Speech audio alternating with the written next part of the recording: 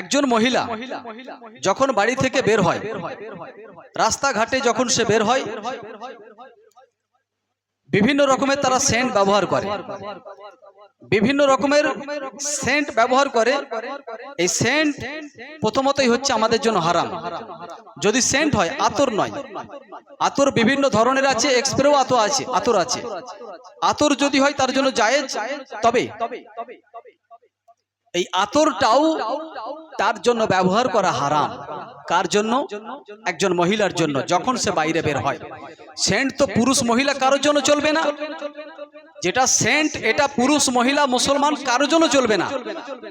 যদি সেন্ট ব্যবহার করে কাপড়ে অথবা শরীরে, যেভাবে সহবত করলে, স্বামী স্ত্রী মেলামেশা করলে যেভাবে তার জন্য ফরজ, গোসল ফরজ হয়, ঠিক সেন্ট ব্যবহার করলে তার জন্য গোসল অপরিহার্য, ফরজ।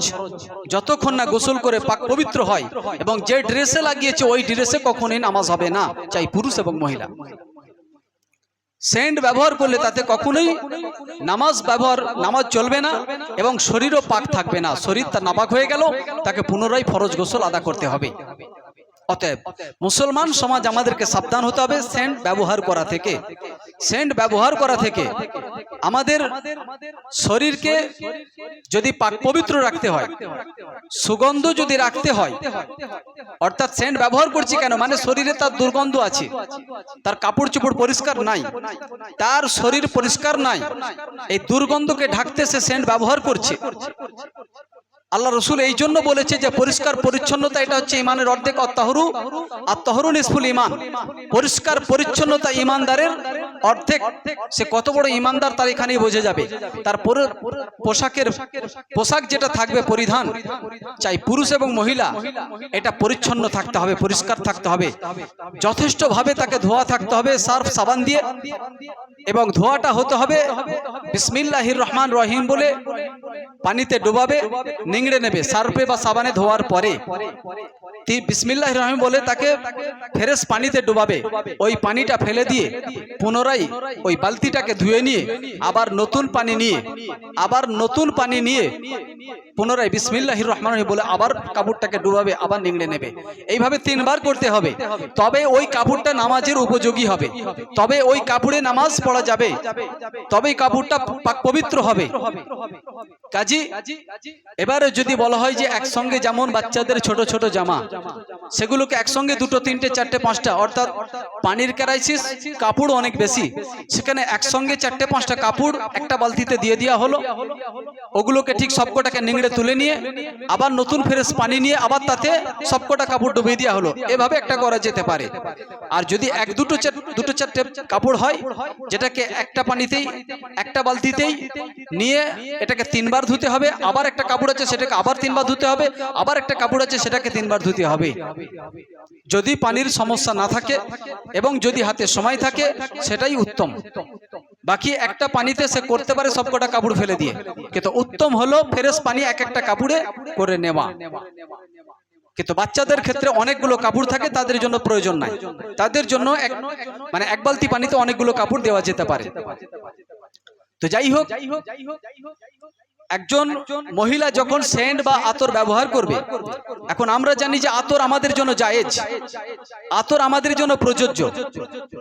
এই আতর ব্যবহার করবে, আল্লাহ রসুল যেটা বলছেন, হযরতে আবু হুরায়রা থেকে বর্ণিত, আন আবি হুরায়রা রাদিয়াল্লাহু তাআলা আন ক্বালা ক্বালা রাসূলুল্লাহ সাল্লাল্লাহু আলাইহি ওয়াসাল্লাম কুল্লু আইনিন জিনাতু জানিয়াতু ওয়া ইন্নাল মারআতা ইযা ইসতাআতারাত ফামাররাত বিল মাজালিসি ফাহিয়া কাযা ওয়া কাযা ইয়ানি যায়না, রাওয়াহু তিরমিজি। অর্থাৎ আল্লাহ রাসূল সাল্লাল্লাহু আলাইহি ওয়াসাল্লাম যেটা বলেছেন, তিরমিজি শরীফের হাদিস, আল্লাহ নবী বলছেন প্রত্যেক চক্ষুই হলো ব্যভিচার। প্রত্যেকটা চোখ, চাই সেটা পুরুষ এবং মহিলা, এই চোখ হলো ব্যভিচার। অর্থাৎ ব্যভিচার কখন হয় এই চোখের দ্বারা? প্রত্যেকটা চোখই হচ্ছে ব্যভিচার, আল্লাহ রাসূল সেটা বোঝাচ্ছেন। সুতরাং কোন মহিলা যখন সুগন্ধি ব্যবহার করে সমাবেশের মধ্য দিয়ে অতিক্রম করে, সেও এই রূপ, অর্থাৎ এই রূপ বলতে কি? এই রূপ অর্থাৎ ব্যভিচারিণী। কুল্লু আইনিন জানি জানিয়া, প্রত্যেক চক্ষুই হলো ব্যভিচারী। অর্থাৎ একজন মহিলা যখন সুগন্ধ ব্যবহার করে সমাবেশ থেকে অতিক্রম করে বাজারে যায়, হাটে বাজারে যায়, কোনো রেশন দোকানে যায়, অথবা কোনো ব্যাংকে যায়, কোনো একটা জায়গায় সে যাচ্ছে, যদি সেটা সেন্ট তো হারাম পুরোপুরি, আতর ব্যবহার করে যায়, এটা পর্যন্ত চলবে না, এটা পর্যন্ত চলবে না। অর্থাৎ সুগন্ধ ব্যবহার করে একজন মহিলা হাটে বাজারে যাবে, এটা তার জন্য হারাম, এবং এটা তার জন্য আল্লাহ রসুল বলেছেন সে ব্যভিচারিণী মহিলা একজন। যে মহিলা সে সেন্ট বা আতর ব্যবহার করে বাজারে গেল, সে কোনো রেশন দোকানে গেল, কোনো ডাক্তারখানায় গেল, যেখানেই যাক না কেন, যদি সে আতর ব্যবহার করে যায়, পর্দা তো যেটা করার তাকে করতেই হবে, তারপরে যদি সে আতর ব্যবহার করে যদি যায়, আল্লাহ রসুল বলছেন ওই মহিলাটা ব্যভিচারী মহিলা। ওর মধ্যে ব্যভিচার করার মানসিকতা, মানবিকতা, সেই লক্ষ্যমাত্রা ওর মধ্যে আছে। ও মহিলা কখনোই ব্যভিচার থেকে বেঁচে নাই, ও নিজে ব্যভিচারে লিপ্তযুক্ত থাকে, আর পরপুরুষকেও, অন্য পুরুষদেরকে ব্যভিচারে লিপ্ত করে।